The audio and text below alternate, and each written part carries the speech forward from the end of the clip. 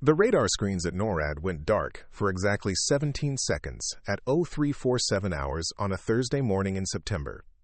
In those 17 seconds, something that shouldn't exist passed through the most heavily monitored airspace in North America, invisible to every detection system from Colorado Springs to Washington, D.C. When the screens flickered back to life, 3 enemy hypersonic missiles that had been streaking toward major American cities were gone. Vaporized. The threat that should have killed millions of civilians had been eliminated by a ghost aircraft that left no heat signature, no radar footprint, and no trace except for the lives it had saved. The impossible part wasn't that someone had intercepted the missiles. The impossible part was that according to every official record, database, and flight manifest in the United States Air Force, no aircraft had been airborne in that sector at that time. Before we jump back in, tell us where you're tuning in from, and if this story touches you, make sure you're subscribed because tomorrow I've saved something extra special for you. The morning briefing at Edwards Air Force Base carried the usual tension of a military installation where careers were made and broken on the precision of split-second decisions. Colonel Marcus Thompson stood before the assembled pilots of the 412th Test Wing, his weathered face bearing the lines of someone who had seen too many promising aviators flame out in the unforgiving skies above the Mojave Desert. "Ladies and gentlemen," Thompson began, consulting his tablet, "we have a new addition to our team. Captain Diana Mitchell will be joining us for advanced systems evaluation." His tone was neutral, professional, but the pilots in the room exchanged glances that spoke volumes about the military's unforgiving gossip network. Captain Diana Mitchell entered the briefing room with the measured stride of someone who had learned to ignore whispered conversations and sideways looks. At 34, she was older than most of the hotshot test pilots who populated Edwards, and her service record told a story that made younger aviators simultaneously respectful and wary. "Captain Mitchell comes to us from," Thompson paused, consulting his notes, "reassignment following a medical evaluation period." The euphemism hung in the air like smoke from a crashed aircraft. Everyone in the room knew what medical evaluation period meant in pilot parlance. Someone had been grounded after a psychological incident, and the Air Force was giving them one last chance to prove they belonged in a cockpit. Major Kyle Richardson, the squadron's golden boy with more flight hours in experimental aircraft than anyone under 40, leaned back in his chair with a barely concealed smirk. "What kind of evaluation period, sir?" The question was technically respectful, but the undertone suggested he already knew the answer. Thompson's expression hardened slightly. "The kind that's none of your concern, Major. Captain Mitchell has been cleared for all flight operations and will be participating in our current test protocols." But even as he spoke, Thompson wondered privately whether bringing Mitchell to Edwards was a mistake. Her file contained gaps that troubled him: 6 months of medical leave, psychological evaluations, and vague references to an incident that had ended her previous assignment abruptly. Diana took a seat in the back row, seemingly oblivious to the curious stares from pilots who were trying to reconcile her calm demeanor with the rumors that had preceded her arrival. The whispered stories varied in detail but shared common themes: brilliant pilot, outstanding record, then something had gone wrong, catastrophically wrong. Lieutenant Sarah Barnes, fresh out of test pilot school and eager to prove herself among the Edwards elite, turned to study Diana more carefully. The older pilot's uniform was immaculate, her posture perfect, but there was something in her eyes that suggested depths of experience that went beyond normal military service. Something that looked like someone who had seen the impossible and was still processing the implications. "Today's flight schedule includes continued evaluation of the F-35's upgraded avionics package," Thompson continued, projecting the day's missions onto the briefing room screen. "Captain Mitchell, you'll be flying observer missions until you're familiarized with our protocols." The assignment was routine for new arrivals, but Diana detected the subtle condescension in Thompson's voice, the tone of someone managing a pilot they weren't sure belonged in the cockpit. After the briefing dispersed, Diana found herself walking across the tarmac toward the flight line, where the morning sun was already beginning to heat the desert air to uncomfortable levels. Edwards Air Force Base sprawled across the Mojave like a monument to American aviation ambition, with hangars containing aircraft that pushed the boundaries of what was possible in powered flight. "So what's your story?" Major Richardson had fallen into step beside her, his tone casual but his eyes calculating. "Word is you were flying classified missions before your break." The pause before the last word was deliberate, designed to probe for information. Diana didn't break stride or change expressions. "Words are a lot of things, Major. Most of them are wrong." Her voice carried the flat tone of someone who had learned not to engage with interrogation disguised as conversation. Richardson persisted, undeterred by her deflection. "Come on, Mitchell. Edwards is a small community. People talk. We heard you were involved in something big, something that went sideways." He studied her profile as they walked, looking for any reaction that might confirm the rumors. "Major," Diana said, finally stopping and turning to face him directly, "I'm here to fly test missions and evaluate aircraft systems. Everything else is irrelevant." The words were polite, but her tone carried an edge that suggested the conversation was over. But Richardson had spent years reading pilots, and what he saw in Diana's eyes wasn't deflection or embarrassment. It was the carefully controlled expression of someone carrying classified information that couldn't be shared, even with fellow officers. The kind of expression worn by pilots who had flown missions that officially never happened. As Diana continued toward the aircraft, she was unaware that her arrival at Edwards had triggered a series of encrypted communications between various military installations. Her security clearance was being verified, her psychological evaluations were being reviewed, and somewhere in the Pentagon, officials were debating whether bringing her back to active flight status was a calculated risk or a dangerous mistake. The aircraft Diana was assigned for her observer flight was a standard F-16 configured for training missions, reliable, predictable, and completely mundane compared to the classified systems she had been flying before her forced medical leave. As she conducted her pre-flight inspection, muscle memory took over, her hands automatically checking systems and components with the practiced efficiency of someone who had performed these rituals thousands of times. Captain Jennifer Walsh, the pilot assigned to fly the mission with Diana as observer, approached with the easy confidence of someone comfortable with routine training flights. "First time back in the air?" she asked, noting the thoroughness of Diana's inspection routine. "Something like that," Diana replied, completing her exterior check of the aircraft. But as she moved around the F-16, her eyes occasionally drifted toward a distant hangar complex that was marked with security warnings and staffed by personnel whose uniforms bore no identifying unit patches. That complex housed aircraft that didn't appear on any public manifest, systems that pushed the boundaries of stealth technology and combat capability. "That's off-limits to everyone below colonel rank," Walsh said, noticing Diana's glance toward the secure hangars. "Whatever they're working on over there is way above our clearance level." She spoke casually, but Walsh was curious about Diana's apparent familiarity with the classified section of the base. Diana nodded, but something in her expression suggested she knew more about those hangars than a reassigned pilot should. As they climbed into the F-16 for what was supposed to be a routine training flight, neither pilot realized they were being watched through high-powered surveillance equipment by personnel whose job was to monitor pilots who might pose security risks. The flight itself was unremarkable. Standard maneuvers, system checks, and communication protocols that Diana executed with mechanical precision. But Walsh noticed subtleties in Diana's flying that didn't match someone returning from medical leave. Her spatial awareness was extraordinary, her reaction times were faster than standard, and her handling of the aircraft suggested someone accustomed to flying systems far more advanced than a training F-16. "You fly like someone with a lot more hours than your file indicates," Walsh commented over the intercom as they completed their second hour of flight exercises. Diana's response was carefully neutral. Time accumulates differently depending on what you're flying. But Walsh caught the implication. Diana had been flying aircraft that weren't reflected in her official flight records, missions that existed in the classified world where hours accumulated in ways that couldn't be publicly acknowledged. As they returned to Edwards and completed their landing procedures, Diana was unaware that her performance during the routine training flight had been recorded and analyzed by systems far more sophisticated than standard flight evaluation equipment.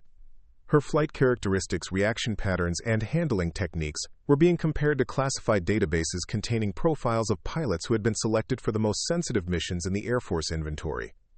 The debriefing was routine, but Diana noticed Colonel Thompson studying her with more intensity than a standard training flight warranted.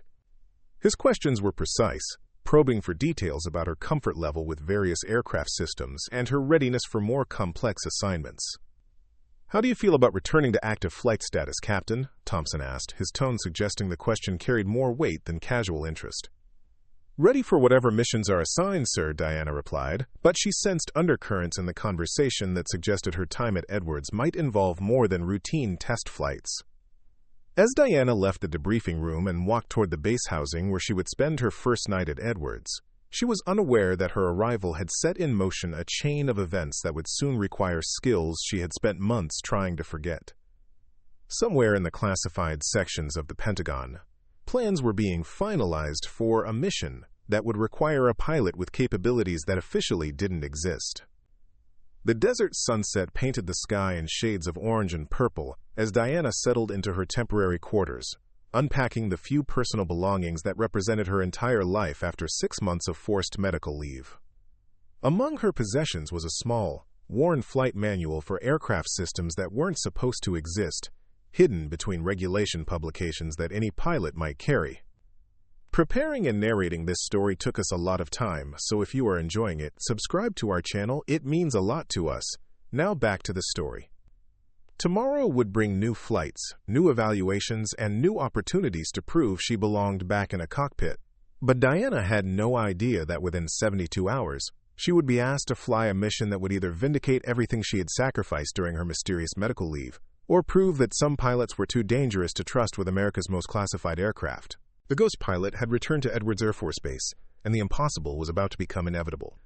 The morning alarm at Edwards Air Force Base carried across the desert at 0530 hours, signaling the start of another day in what most personnel considered routine flight operations. Diana had been at the base for 3 weeks, and her integration into the 412th Test Wing had proceeded according to standard protocols: routine flights, basic evaluations, and the gradual building of trust between a new pilot and an established squadron.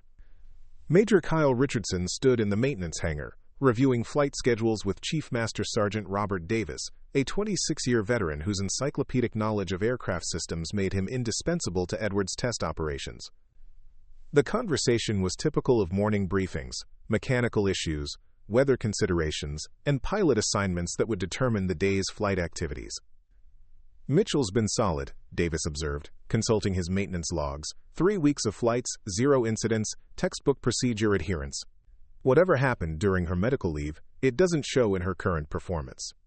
He spoke with the practical assessment of someone who judged pilots by their interaction with aircraft systems rather than their psychological profiles. Richardson nodded, but his expression remained skeptical. "Too solid, if you ask me. Most pilots coming back from extended medical leave show some rust, some hesitation. Mitchell flies like she never stopped, like she's been in advanced aircraft every day for the past 6 months." The observation carried an undertone of suspicion that had been building since Diana's arrival. Lieutenant Sarah Barnes approached their conversation carrying a tablet loaded with performance data from the previous day's flight exercises. "Speaking of Mitchell, her simulator scores are off the charts. She's running tactical scenarios that most test pilots struggle with, and she's completing them like they're basic training exercises." Barnes was genuinely impressed, but also puzzled by the disconnect between Diana's supposed background and her demonstrated capabilities. "What kind of scenarios?" Richardson asked, taking the tablet to review the data himself. The simulator at Edwards was configured to test pilot responses to emergency situations, advanced weapon systems, and flight characteristics of experimental aircraft that pushed the boundaries of current technology. Barnes pulled up specific test results on the screen: stealth penetration of hostile airspace, electronic warfare countermeasures, precision bombing runs under surface-to-air missile threat. She's scoring in the 98th percentile across all categories, including scenarios that require knowledge of classified systems. The implications hung in the air like a question mark. Davis frowned as he processed the information. Those scenarios are designed for pilots with specific clearance levels and training backgrounds. How does someone coming off medical leave have familiarity with classified tactical situations? The maintenance chief's practical mind was struggling to reconcile the official story with the observed evidence. Across the base, Diana was conducting her pre-flight inspection of an F-18 Super Hornet, assigned for advanced maneuvering exercises. The aircraft represented a significant step up from the basic trainers she had been flying, and the assignment indicated growing confidence in her capabilities from the squadron leadership. But as she moved around the aircraft, her inspection routine revealed knowledge that went beyond standard pilot training. Captain Jennifer Walsh joined Diana at the aircraft, carrying her flight gear and reviewing the mission parameters on her tablet. Today's exercise involves electronic warfare simulation and defensive maneuvering against simulated surface-to-air threats.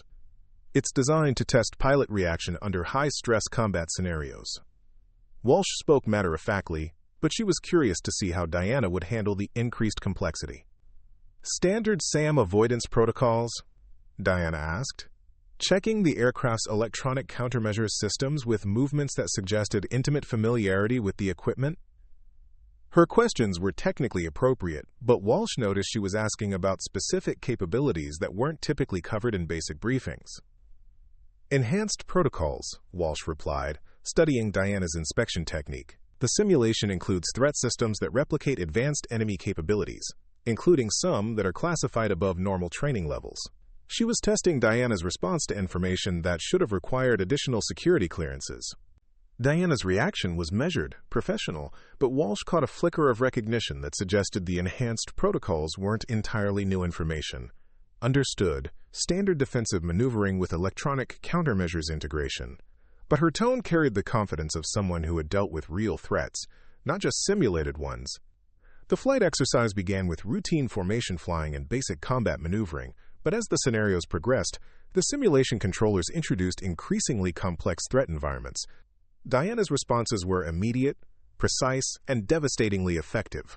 She anticipated threat vectors before they materialized, executed countermeasures with split-second timing, and maintained aircraft control under conditions that challenged even experienced combat pilots. "Control, this is Falcon 2, Walsh's voice came across the communication system with barely concealed amazement. "Mitchell just executed a defensive spiral that I've only seen in classified training footage. Where did she learn that maneuver?" The question was directed to the exercise controllers, but it reflected the growing mystery surrounding Diana's background. In the control room, Colonel Thompson was monitoring the exercise with Major Lisa Chen, the squadron's intelligence officer whose job included evaluating pilot capabilities and identifying potential security concerns. Chen's expression grew increasingly troubled as she watched Diana's performance on the tracking displays.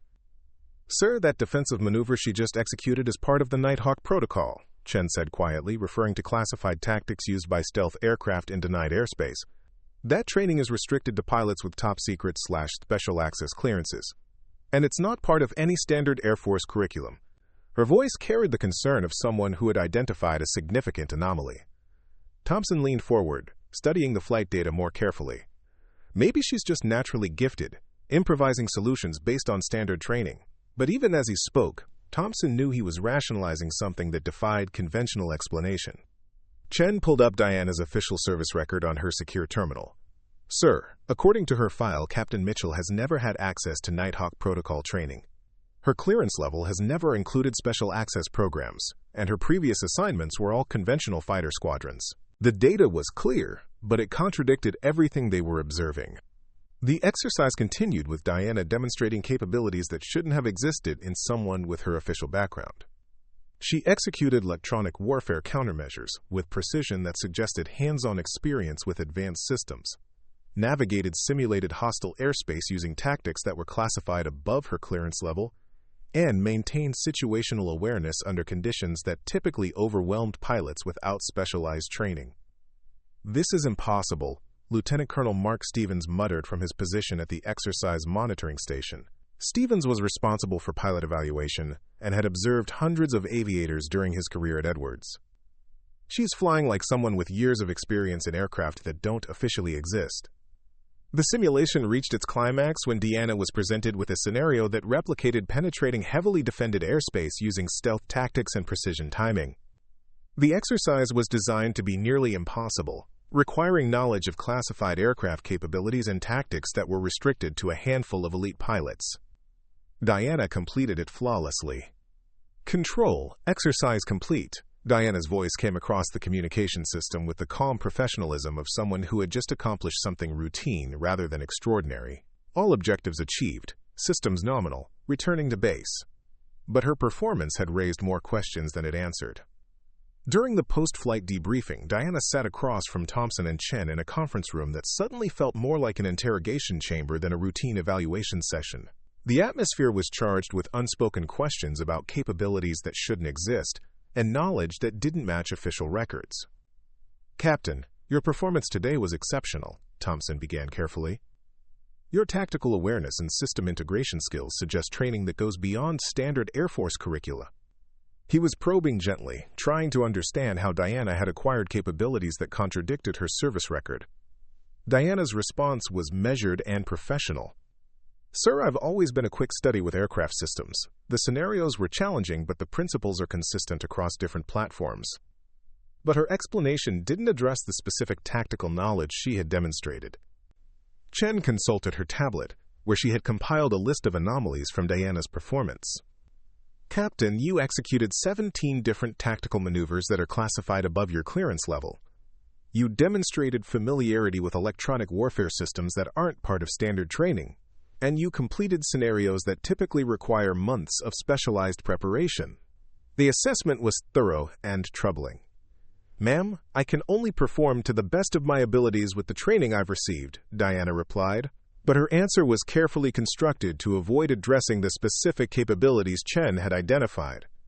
After Diana left the debriefing, Thompson and Chen remained in the conference room, grappling with implications that neither wanted to acknowledge. The pilot they had assumed was a routine reassignment from medical leave was demonstrating capabilities that suggested involvement in programs that officially didn't exist. "Sir, I recommend we request clarification on Captain Mitchell's actual background," Chen said quietly. "What we observed today indicates training and experience that goes far beyond anything in her official record." Her recommendation carried the weight of someone who understood that some military operations existed in shadows deeper than standard classification levels. Thompson was quiet for several minutes, considering options that all carried significant risks. "Major, what if we're not supposed to know about her real background? What if her presence here is part of something larger than routine pilot reassignment?" The possibility introduced complications that neither officer was prepared to handle. As evening settled over Edwards Air Force Base, Diana walked alone across the tarmac toward her quarters, unaware that her exceptional performance had triggered security reviews and background investigations at multiple levels of military intelligence.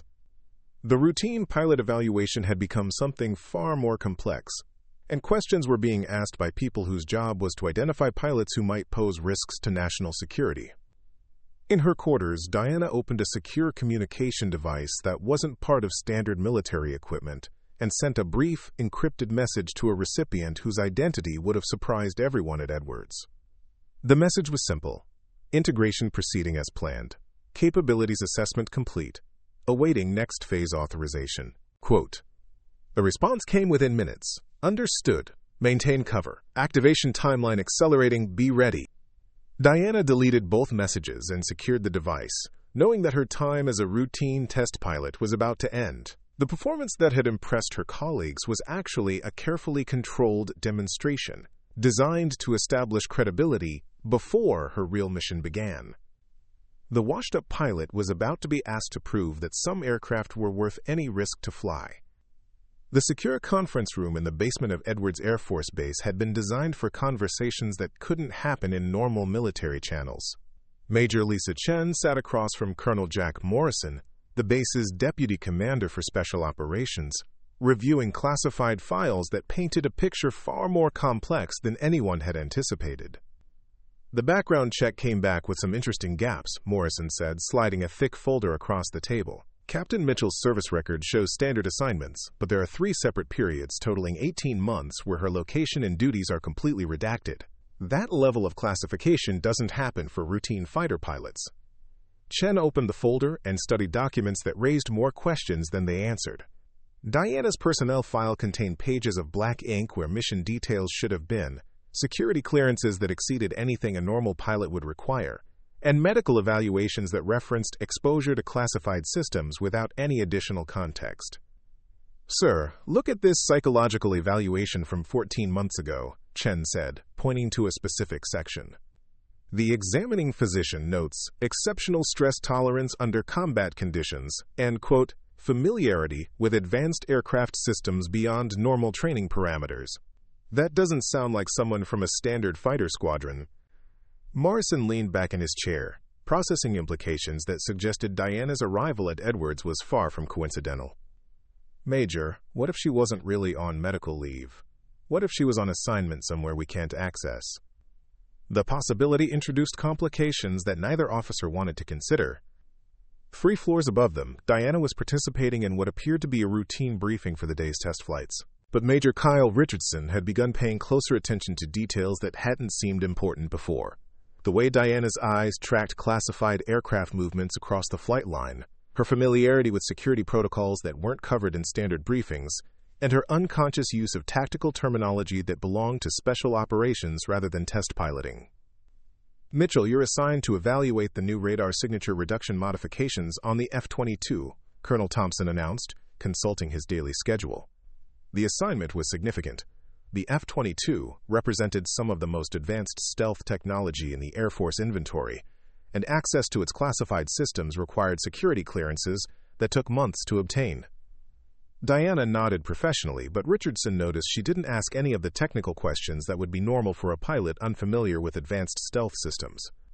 Instead, she seemed to accept the assignment with the confidence of someone who already understood the aircraft's capabilities. Lieutenant Sarah Barnes approached Diana after the briefing, carrying a technical manual that outlined the F-22's classified systems. "First time in a Raptor?" she asked, offering the manual for Diana's review. "I've had some exposure to similar systems," Diana replied, accepting the manual but not opening it immediately. Her response was carefully neutral, but Barnes caught the implication that Diana's exposure might have been more extensive than her official record indicated. "Similar systems," Barnes pressed. "The F-22's stealth architecture is pretty unique. There aren't many aircraft with comparable capabilities." She was fishing for information, trying to understand how Diana could be familiar with systems that were among the most classified in the military. Diana's expression remained neutral. Simulator training covers a wide range of aircraft configurations. Principles tend to be consistent across platforms, but her explanation felt rehearsed, like someone who had practiced deflecting questions about classified experience. The F-22 flight began with standard systems checks and basic maneuvering, but Diana's interaction with the aircraft revealed familiarity that went beyond simulator training. She navigated the stealth systems with intuitive understanding, executed advanced radar signature management without referring to checklists, and demonstrated spatial awareness that suggested extensive experience in denied airspace operations. "Control, this is Raptor 1, came the voice of Captain Mike Torres, who was flying chase aircraft to monitor Diana's F-22 evaluation. "Mitchell is executing stealth protocols like she wrote the manual. Her signature management is textbook perfect, but she's not following any procedures I recognize." In the control room, Colonel Thompson was monitoring the flight with growing unease. Diana's performance was flawless, but her techniques suggested training that didn't appear anywhere in her accessible records. She was flying the F-22 like someone who had been doing it for years, not someone experiencing advanced stealth systems for the first time.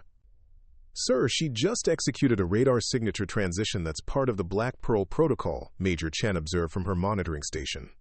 "That's classified at the Special Access Program level. How does she know those procedures?"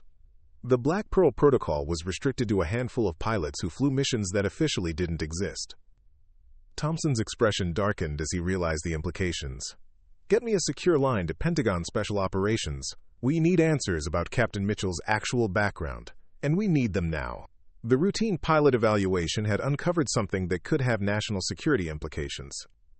Diana completed the F-22 flight with performance scores that exceeded those of pilots with years of Raptor experience. But her exceptional capabilities had also triggered security protocols designed to identify personnel who might pose risks to classified programs. As she completed her post-flight procedures, Diana was unaware that her every movement was being analyzed by counterintelligence specialists. The debriefing session took place in a different conference room than usual, one equipped with recording equipment and security monitoring that indicated this was no longer a routine evaluation. Colonel Thompson was joined by Major Chen and a civilian whose credentials identified him as Department of Defense Special Investigations. "Captain Mitchell, your performance in the F-22 was remarkable," Thompson began, his tone more formal than previous briefings. "Your familiarity with advanced stealth systems suggests experience that goes beyond what appears in your service record." The statement was carefully phrased as an observation rather than an accusation. Diana maintained her professional demeanor, but those observing noticed subtle changes in her posture that suggested heightened awareness of the shifted dynamic. "Sir, I've always been quick to adapt to new aircraft systems. The F-22 is well designed and intuitive to operate." The civilian investigator leaned forward, consulting notes that contained information from sources Diana couldn't identify. "Captain, your psychological profile indicates exposure to high-stress combat situations that don't correlate with your official assignment history. Can you explain that discrepancy?" "I can only speak to the missions and training that are part of my official record," Diana replied carefully. But her answer acknowledged the existence of information that couldn't be discussed, confirming suspicions that she had been involved in classified operations. "Captain," Major Chen interjected, "you demonstrated familiarity with the Black Pearl Protocol during today's flight. That tactical framework is restricted to pilots with specific security clearances and training backgrounds. How did you acquire that knowledge?" The question hung in the air like a challenge. Diana was being asked to explain capabilities that officially shouldn't exist, knowledge that couldn't be officially acknowledged, and experience that contradicted her personnel file. Her response would determine whether she continued as a test pilot or became the subject of a formal security investigation. "Ma'am, I can only say that my training has prepared me to operate effectively in various aircraft systems and tactical environments," Diana said finally. "If my performance today exceeded expectations, I'm pleased to have contributed to the test program's objectives." But her carefully constructed response only deepened the mystery. The civilian investigator made notes that suggested Diana's case would be referred to higher authorities, and Thompson realized that the routine pilot reassignment had uncovered something that went far beyond Edwards Air Force Base's normal operations. After Diana left the debriefing, the remaining officials gathered around a secure communication terminal to contact agencies whose existence wasn't publicly acknowledged. The pilot they had assumed was a routine assignment had demonstrated capabilities that suggested involvement in programs that operated in the deepest shadows of military operations. "Sir, we have a situation," Thompson said into the secure phone. "Captain Mitchell is either the most naturally gifted pilot we've ever seen, or she's been trained for missions that don't appear in any records we can access." The implication was clear. Diana represented either an extraordinary talent or a significant security concern. The response from the other end of the secure line was immediate and unsettling. "Colonel, maintain normal operations. Do not pursue further investigation. Captain Mitchell's background is classified at levels that exceed your access. Continue standard evaluation protocols and report any unusual developments immediately." Thompson understood the message. Diana was involved in something so classified that even questioning her background was discouraged. The washed-up pilot was protected by security classifications that suggested she was far more important than anyone at Edwards had realized. As night fell over the Mojave Desert, Diana sat in her quarters reviewing technical manuals for aircraft that officially didn't exist. Her cover was holding, but barely. The exceptional performance that established her credibility was also attracting attention that could compromise missions that depended on absolute secrecy. Her secure communication device activated with an urgent message: "Cover status compromised. Investigation initiated. Prepare for acceleration of the timeline.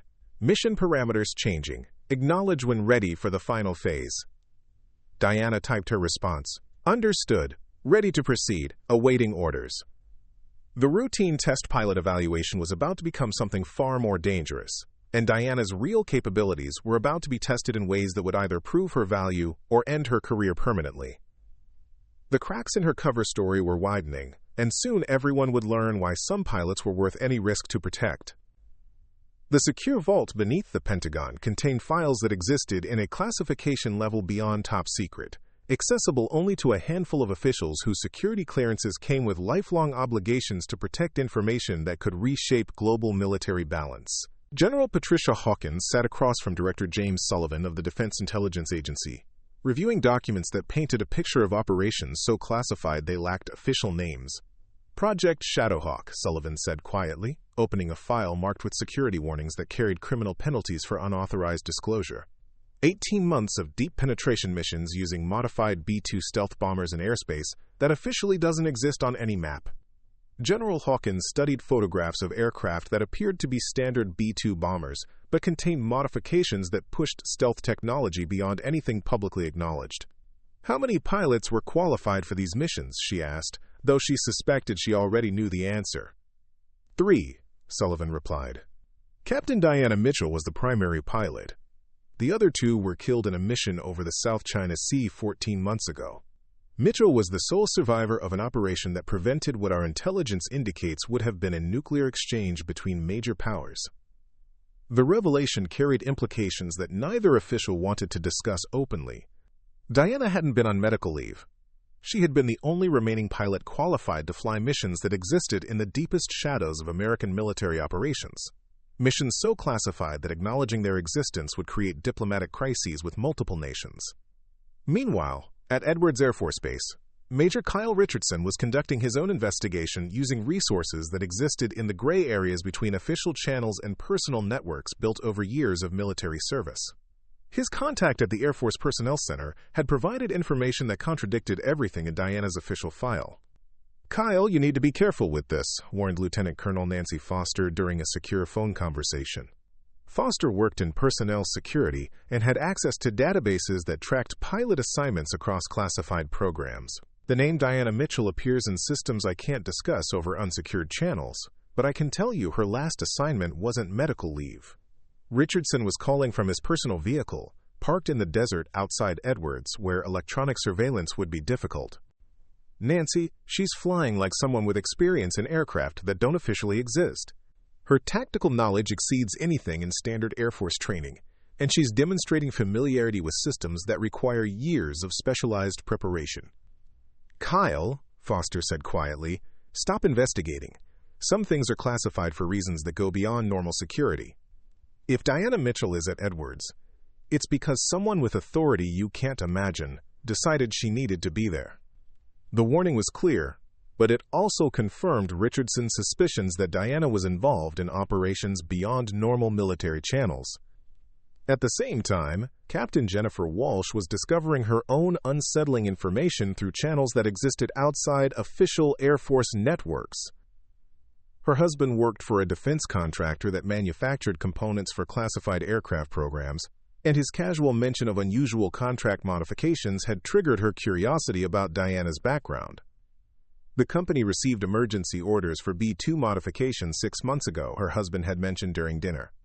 Advanced stealth upgrades, electronic warfare packages, and navigation systems designed for operations in heavily defended airspace. The modifications were so classified that workers had to sign additional security agreements. Walsh realized the timeline matched Diana's supposed medical leave, and the aircraft modifications suggested missions that required pilots with capabilities far beyond standard bomber operations. She began paying closer attention to Diana's behavior, looking for signs that might confirm her growing suspicions about their mysterious colleague. Diana was conducting a routine pre-flight inspection when she noticed the subtle changes in how personnel interacted with her.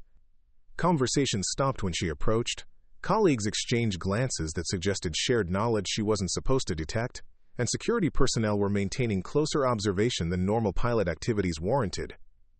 Lieutenant Sarah Barnes approached Diana at the aircraft, carrying maintenance logs that contained more information than typical equipment records. "Diana, I've been reviewing the flight data from your recent missions. Your performance parameters consistently exceed baseline expectations for pilots with your official background."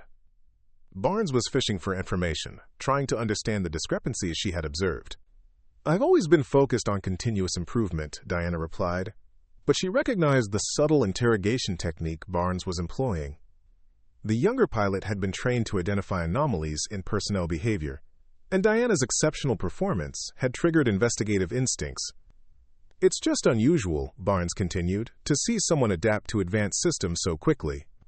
Most pilots require months of training to achieve the proficiency levels you demonstrated in your first week." She was watching Diana's reactions carefully, looking for any confirmation of her suspicions. Diana maintained her professional demeanor, but she realized her cover was deteriorating faster than anticipated. The exceptional performance that had been necessary to establish credibility was also attracting attention that could compromise operations requiring absolute secrecy. Colonel Thompson was receiving pressure from multiple directions as various agencies began requesting information about Diana's activities at Edwards. The routine pilot evaluation had triggered security reviews that extended far beyond the base's normal operations, and Thompson found himself fielding inquiries from officials whose authority exceeded his own. "Colonel, we need complete records of Captain Mitchell's flight activities, performance evaluations, and any interactions with classified systems," demanded a voice over the secure communication line. The caller's credentials identified her as Assistant Director Rebecca Chen of the National Security Agency, whose involvement indicated Diana's case had reached the highest levels of intelligence oversight. "Ma'am, Captain Mitchell has been performing routine test flights and evaluations. Her activities have been completely within normal parameters for Edwards operations," Thompson replied, though he knew his response wouldn't satisfy investigators who had access to information he couldn't see. Colonel Captain Mitchell's presence at Edwards has triggered security protocols that indicate potential compromise of special access programs. We need to determine whether her activities represent a security risk or operational necessity. The implication was clear. Diana was either a threat to be contained or an asset to be protected. The investigation reached a critical point when Major Chen discovered communication intercepts that changed the entire dynamic of Diana's case. The encrypted messages Diana had been sending and receiving weren't going to hostile intelligence services. They were connecting to communication nodes associated with the most classified operations in the American military. "Sir, the communication analysis came back with some surprising results," Chen reported to Thompson during an emergency briefing. "Captain Mitchell's encrypted communications are authenticated through systems that exist at classification levels above our access.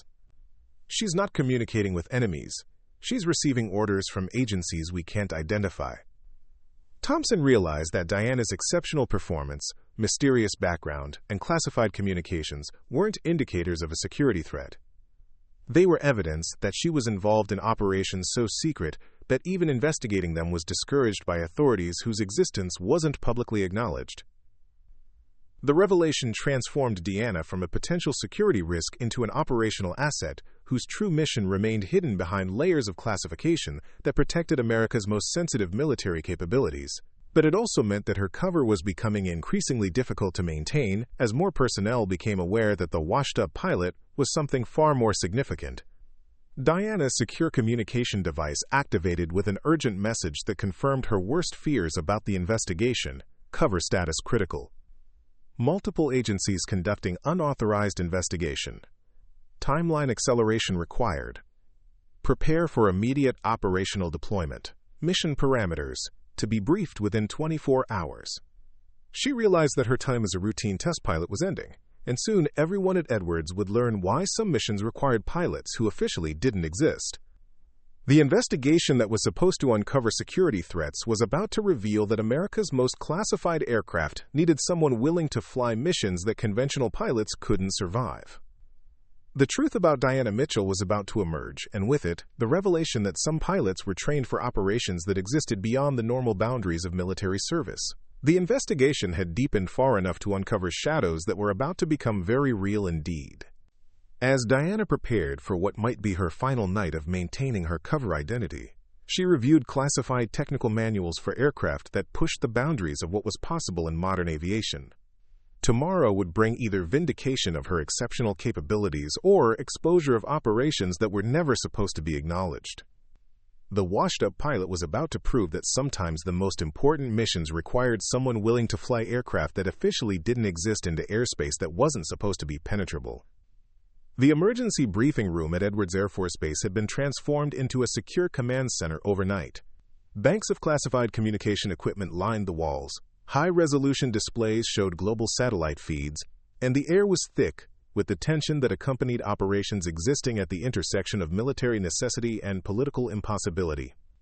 General Patricia Hawkins had arrived from the Pentagon at 0400 hours, accompanied by officials whose presence indicated that Diana's case had reached the highest levels of American military planning. Director James Sullivan sat beside Colonel Thompson, whose expression reflected the disorientation of someone whose routine base operations had suddenly become the focal point of national security discussions. "Ladies and gentlemen," General Hawkins began, addressing the assembled personnel who had been cleared for information that would reshape their understanding of modern warfare, "what I'm about to tell you is classified at levels that carry criminal penalties for unauthorized disclosure. Captain Diana Mitchell is not who you think she is." Diana stood at attention before the group, her civilian contractor facade finally abandoned in favor of the military bearing that reflected her true status. The transformation was remarkable. Gone was the quiet test pilot, replaced by someone whose presence commanded immediate respect from officers who had spent decades in military service. Captain Mitchell is the sole surviving pilot of Project Shadowhawk, a deep penetration program using modified B-2 stealth bombers for missions in airspace that officially doesn't exist, Hawkins continued. For 18 months, she conducted operations that prevented 3 separate incidents from escalating into global conflicts. Major Kyle Richardson sat in stunned silence as the implication sank in. The pilot he had dismissed as washed up had been flying missions that existed beyond anything in conventional military doctrine, operating aircraft with capabilities that pushed the boundaries of current technology. Director Sullivan activated a classified presentation system that displayed tactical footage from missions that had never been officially acknowledged. The South China Sea incident 14 months ago involved Chinese hypersonic missile tests that threatened to trigger automatic retaliation systems. Captain Mitchell penetrated Chinese airspace undetected and deployed electromagnetic pulse weapons that disabled the test program without creating an international incident. The footage showed a modified B-2 bomber executing maneuvers that seemed impossible for such a large aircraft, operating in electronic warfare environments that would have been instantly fatal to conventional aircraft. Diana's piloting was displayed in real time, demonstrating capabilities that exceeded anything the assembled officers had witnessed. The North Korean crisis 8 months ago required similar intervention, Hawkins explained, advancing to new tactical displays.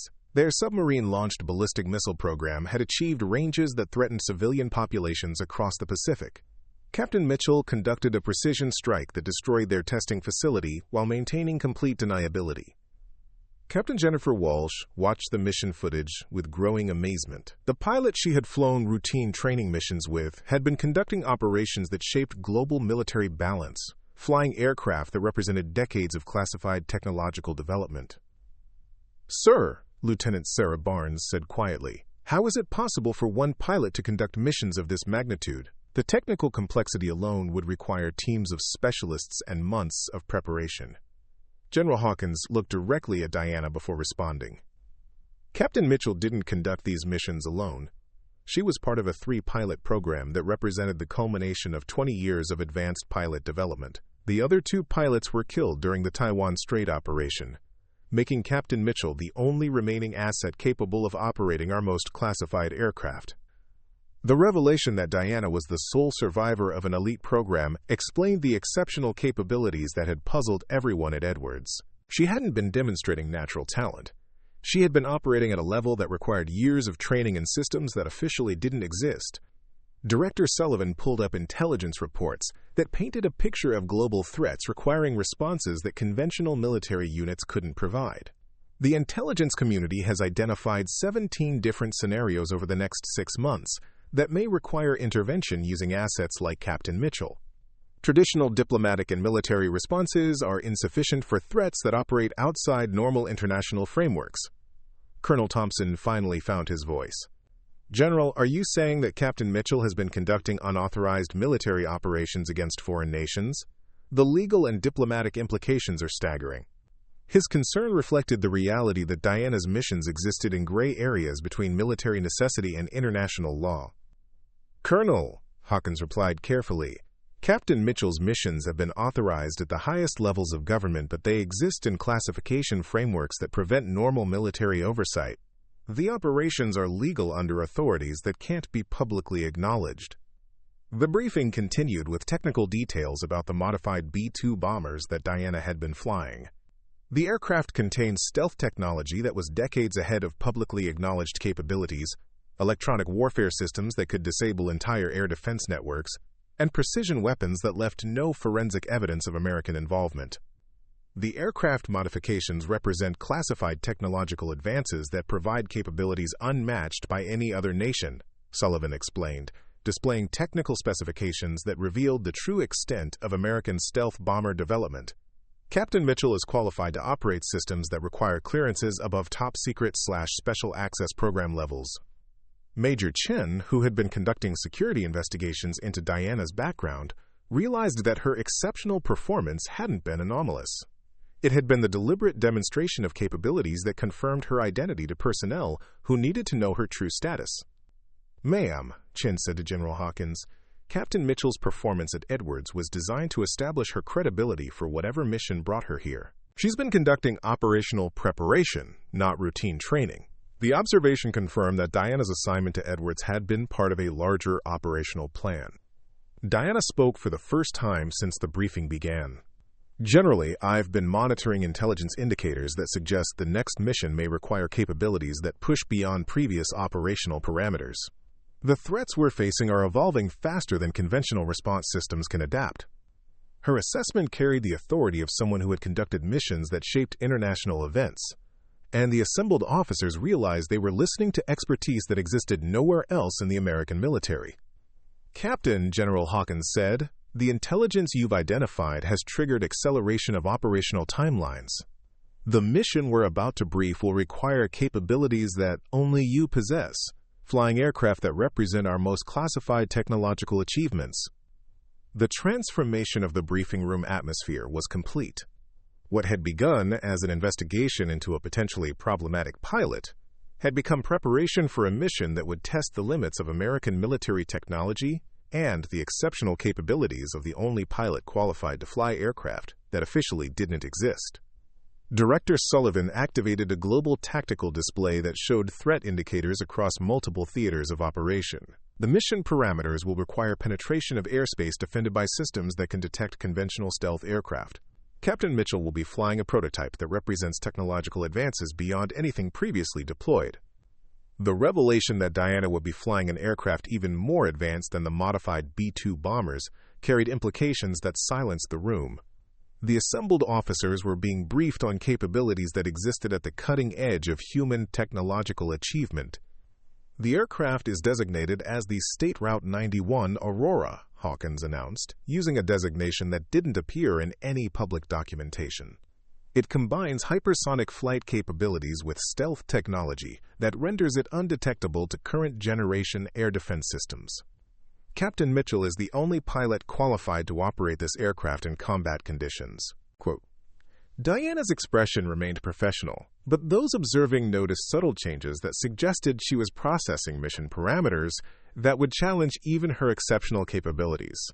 The washed-up pilot was about to attempt something that would either prove the value of 20 years of classified aircraft development or demonstrate the limits of what was possible in modern aviation. The truth about Diana Mitchell was now completely revealed, but the most dangerous part of her story was about to begin. The pilot who had been dismissed as a routine reassignment was preparing for a mission that would either save millions of lives or create an international crisis that could reshape global military balance. As the briefing prepared to transition into operational planning, everyone in the room understood they were witnessing the culmination of programs that had been developed in the deepest shadows of American military research. The impossible was about to become inevitable, and Diana Mitchell was the only person capable of making it happen. The underground hangar complex at Area 51 contained aircraft that existed decades ahead of publicly acknowledged technology. Diana stood before the State Route 91 Aurora, a vehicle that appeared to have been designed by engineers who had glimpsed the future of aviation and decided to build it today. The aircraft's angular surfaces seemed to absorb light rather than reflect it, and its engines contained propulsion technology that pushed the boundaries of physics. Mach 6 cruise capability with stealth signatures below current detection thresholds, explained Dr. Amanda Foster, the chief engineer whose team had spent 15 years developing technology that made the Aurora possible. The aircraft can penetrate any known air defense system and deliver precision strikes against targets that conventional weapons cannot reach. Diana conducted her pre-flight inspection with movements that revealed familiarity with systems far beyond normal military aircraft.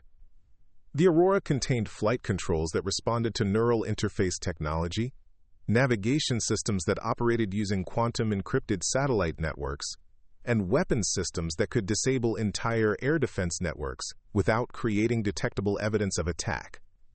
"The mission parameters are unlike anything previously attempted," General Hawkins briefed from the Secure Command Center that monitored Aurora operations.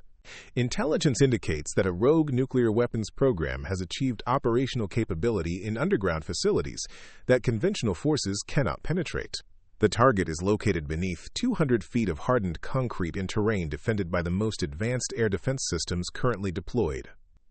The tactical displays showed a facility hidden in mountainous terrain that would be impossible to reach using conventional aircraft or ground forces. The target represented a threat that could destabilize global security, but it was protected by defenses designed specifically to prevent American military intervention. Captain Mitchell, Director Sullivan announced over the secure communication system. You have authorization to penetrate sovereign airspace and neutralize the threat using whatever means necessary. The mission exists at classification levels that provide complete operational autonomy. The authorization carried implications that went beyond normal military engagement rules. Diana settled into the Aurora's cockpit, where advanced display systems provided tactical information that seemed to anticipate her decisions before she made them. The aircraft's artificial intelligence systems had been programmed with combat data from her previous missions, creating a fusion of human intuition and technological capability that represented the pinnacle of military aviation development. Aurora Control, this is Phantom 1. Diana transmitted using call signs that existed only in the most classified communication protocols. Systems nominal, mission parameters confirmed, requesting clearance for immediate departure. Her voice carried the calm confidence of someone preparing for operations that would test the limits of human and technological capability.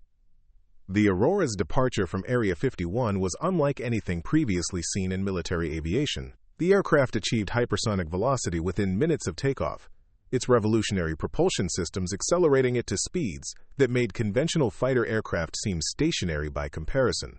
Diana was flying faster than any human had ever flown, in an aircraft that represented decades of technological development compressed into a single revolutionary platform. Phantom 1, you are entering hostile airspace, came the warning from Aurora Control as Diana approached the target area. Multiple surface-to-air missile systems active, early warning radars operational, fighter aircraft on patrol. You are authorized to engage any threats to mission success. The tactical situation was extraordinarily complex. Diana was flying alone into airspace defended by military systems specifically designed to prevent American aircraft from operating in the region. The enemy had spent years preparing for exactly this type of intervention, and their defenses represented the most advanced anti-aircraft technology available to hostile nations. Diana activated the Aurora's electronic warfare systems, which began analyzing and disrupting enemy radar networks with capabilities that existed decades beyond current technology.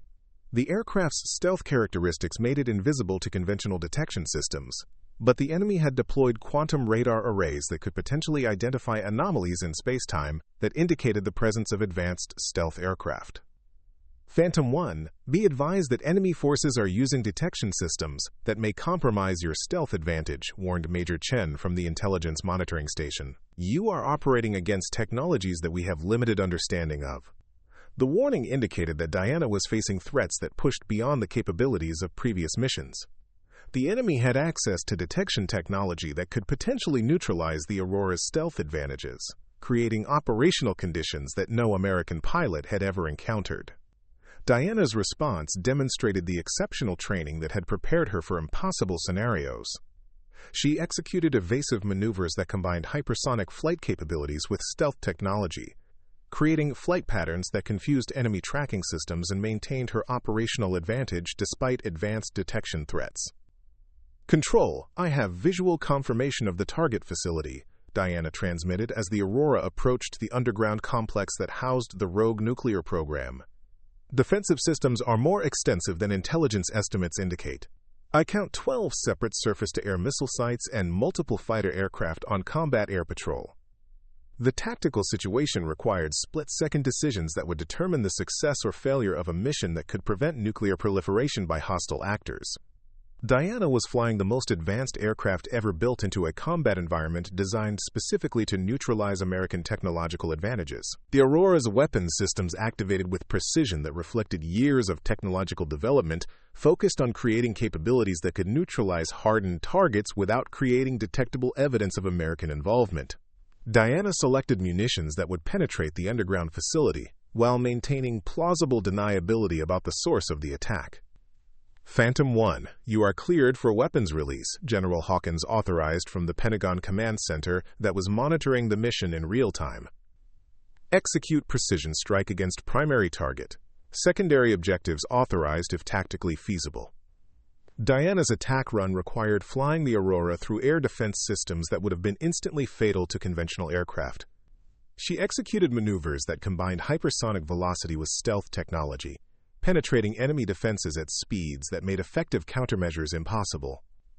The weapons release was executed with precision that demonstrated the exceptional capabilities of both the pilot and the aircraft. Diana delivered munitions that penetrated 200 feet of hardened concrete to destroy underground facilities that had been considered invulnerable to conventional attack. Control, direct hit on primary target, Diana transmitted as tactical displays confirmed the destruction of the underground nuclear facility. Secondary explosions indicate complete neutralization of the threat, beginning egress from hostile airspace. But the mission's most challenging phase was about to begin. Enemy forces had detected the attack and were mobilizing every available asset to intercept the Aurora before it could escape their airspace. Diana was facing pursuit by fighter aircraft equipped with the most advanced weapons systems available to hostile nations. Phantom 1, multiple enemy aircraft converging on your position, warned the Aurora Control Center. You have 6 minutes to clear hostile airspace before interception becomes unavoidable. Diana pushed the Aurora to its maximum performance capabilities, achieving speeds that existed at the theoretical limits of atmospheric flight. The aircraft's hypersonic propulsion systems created conditions that challenged even her exceptional piloting skills, but the alternative was capture or destruction in hostile territory. The escape sequence required flying at velocities that would have been impossible in any other aircraft, executing maneuvers that combined hypersonic flight with stealth technology in ways that redefined what was possible in modern aviation. Diana was proving that the Aurora represented a revolutionary advancement in military capability. Control, clear of hostile airspace, Diana finally transmitted as the Aurora crossed into international waters. Mission successful, primary target neutralized, aircraft and pilot unharmed, returning to base.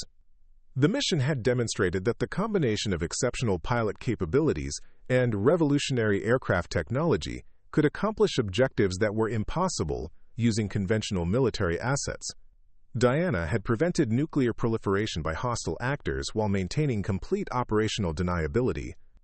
As the Aurora approached Area 51 for landing, Diana realized that her transition from washed-up pilot to operational asset was complete.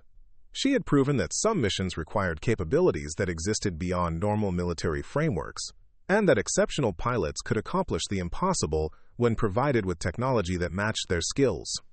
The ultimate test was complete, but the implications of her success would reshape how America approached threats that conventional forces couldn't address. 6 months after the Aurora mission that had prevented nuclear catastrophe, Edwards Air Force Base bore witness to a ceremony that would never appear in any public record. Diana stood before a gathering of officials whose presence represented the intersection of American military capability and global security requirements, receiving recognition for operations that had shaped international events while remaining completely invisible to public awareness. The establishment of the Phantom Wing represents a new category of military capability, announced Secretary of Defense Robert Harrison, addressing personnel whose security clearances exceeded anything in conventional military service. Captain Mitchell will command a unit that operates aircraft and conducts missions existing beyond traditional military frameworks. The Phantom Wing represented the formalization of capabilities that Diana had been developing for years. Rather than operating as a lone asset conducting impossible missions, she would now lead a carefully selected team of pilots, trained to fly aircraft that pushed the boundaries of human technological achievement. Major Kyle Richardson, whose initial skepticism about Diana had evolved into profound respect, found himself assigned as her deputy commander. 6 months ago, I thought you were a washed-up pilot trying to prove she still belonged in a cockpit, he said during the private ceremony. Now I understand you were testing whether we were worthy of learning what you already knew. The transformation of Richardson's perspective reflected a broader change in how military leadership understood the requirements of modern warfare. Threats that operated outside conventional frameworks required responses that existed beyond traditional military capabilities, and Diana's exceptional performance had demonstrated the value of assets that could operate in the gray areas between official and unofficial operations. Lieutenant Sarah Barnes had been selected for advanced training that would prepare her to eventually pilot aircraft similar to the Aurora. Captain Mitchell's methods seemed impossible until we understood the operational requirements she was preparing for, Barnes observed. She wasn't just demonstrating exceptional piloting. She was showing us what becomes possible when technology and human capability are perfectly integrated. The training program for Phantom Wing pilots represented a complete departure from conventional military aviation development. Selected personnel underwent psychological preparation for missions that would challenge their understanding of national sovereignty, technological instruction in aircraft systems that wouldn't be publicly acknowledged for decades, and tactical training for operations that required complete operational autonomy. The pilots we're training today will conduct missions that prevent international crises before they develop into conflicts, explained Colonel Jennifer Walsh, who had been promoted to oversee Phantom Wing operations. They'll operate aircraft that can reach any target on Earth within hours, neutralize threats that conventional forces cannot address, and return without leaving evidence of American involvement. Diana's role as Phantom Wing commander required capabilities that went beyond exceptional piloting. She was responsible for developing operational doctrine for missions that existed outside established military frameworks, training pilots whose capabilities would exceed anything in conventional service, and maintaining operational security for programs that represented decades of classified technological development. The underground command center at Area 51 had been expanded to accommodate Phantom Wing operations, with communication systems that could coordinate missions across multiple theaters simultaneously, and tactical displays that provided real-time intelligence on global threat developments. Diana's office overlooked hangars containing aircraft that represented the pinnacle of American aviation technology. The Aurora was just the beginning, Dr. Amanda Foster explained during a briefing on next-generation aircraft development. We're developing platforms that will operate in space, underwater, and through dimensional frameworks that current physics barely acknowledges. The technological roadmap suggested capabilities that would make current stealth technology seem primitive by comparison. Diana reviewed intelligence reports that painted a picture of emerging threats requiring responses that no conventional military could provide. Hostile nations were developing weapon systems that operated beyond traditional detection capabilities. Terrorist organizations were acquiring technology that could destabilize entire regions, and state actors were conducting operations in domains that didn't officially exist. The threats we're facing require capabilities that exist at the intersection of technology and human potential, Diana observed during a strategic planning session. Conventional military responses are becoming insufficient for challenges that operate outside established frameworks of conflict and diplomacy. The Phantom Wing's first operational deployment involved neutralizing a quantum computing facility that hostile actors were using to break encryption systems protecting global financial networks.